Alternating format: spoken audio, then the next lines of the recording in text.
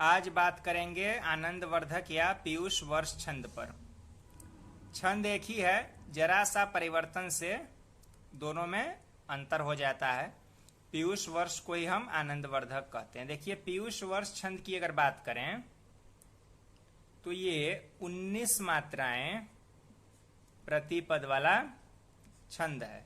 समझ गए? इन 19 मात्राओं की मात्रा बांट 10 और 9 पर चलती है। 10 मात्राएं आएंगी, यति होगा, फिर 9 मात्राएं आएंगी। तो अब इस 9 मात्राओं का जो अंत होगा ना, वो लघु प्लस गुरु से होता है। यही अंतर है।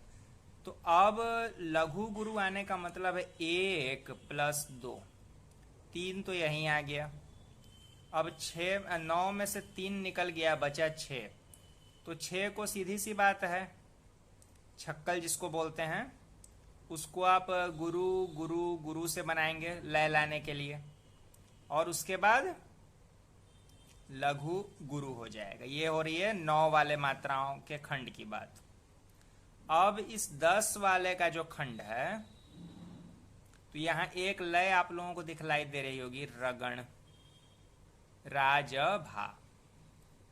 उसमें हम लोग क्या करते हैं, फाई लातुन, फाई लातुन, फा ई। उर्दू वाली है, लेकिन छंद में बोल दे रहा हूं समझाने के लिए। ये हो गया 10 मात्राओं का क्रम। 2 1 3 4 5 6 7 8 9 और 1 10, 5 और 5 10, यानी रगण तगण हिंदी में समझें तो। और ये 2 गुरु यहाँ तो हैं ही। तो कुल मिला के इसकी लय जो बनेगी ना, वो इस बहर की भी मानी जा सकती है।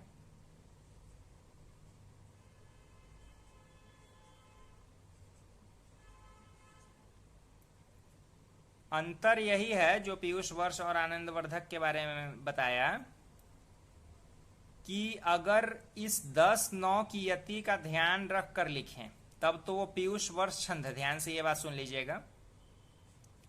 10 9 की अगर यति का ध्यान रख कर लिखते हैं तब वो पीयूष वर्ष है, और सिर्फ इसी मीटर पर लिख दिया तो वो आनंदवर्धक हो जाता है।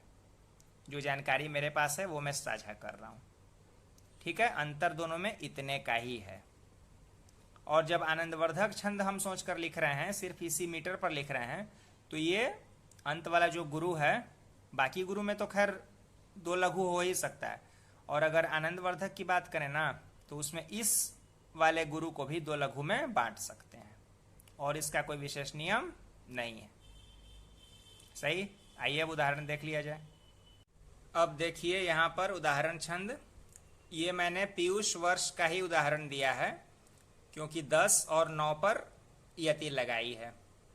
झूठ है संसार सच भगवान हैं, सब उन्हीं को ज्ञात हम अनजान हैं। मोह का सब खेल दुनिया खेलती, बूझ के आनंद पीड़ा झेलती। यहाँ गिनिए, झूठ है संसार, रगण तगण, तो 5 5 10। सब उन्हीं को ज्ञात, रगण तगण, ये भी 5 5 10। मोह का सब खेल, रगण तगण, 5 5 10। बूझ के आनंद, रगण तगण, ये भी 5 5 10। और यहाँ देखिए, सच भगवान है, 2 3 4 5 6 7 और 8 9। 2 3 4 5 6 7 8 9, 4 5 6 7 8 9, 4 5 6 7 8 9। और हर पद का अंत लघु गुरु से हो रहा है, 2 2 में तुक भी है। तो ये पीयूष वर्ष छंद का उदाहरण है। इसी में यति को छोड़कर सिर्फ, लेकिन मीटर का ध्यान तो रखना ही पड़ेगा। ये ना कि यति हटाया तो मीटर भी हटा दिया, मीटर तो वही रहेगा जो अभी बताया है। यति अगर 10 9 से हम मुक्त हो जाएं तो वो आनंदवर्धक छंद है। यति से मुक्त होने में सबको आनंद आ ही जाता है, तो इसलिए आनंदवर्धक कहा गया होगा। मजाक कर रहा हूं। तो यही है पीयूष वर्ष या आनंदवर्धक छंद को लिखने का तरीका। आप लोग जरूर प्रयास कीजिए।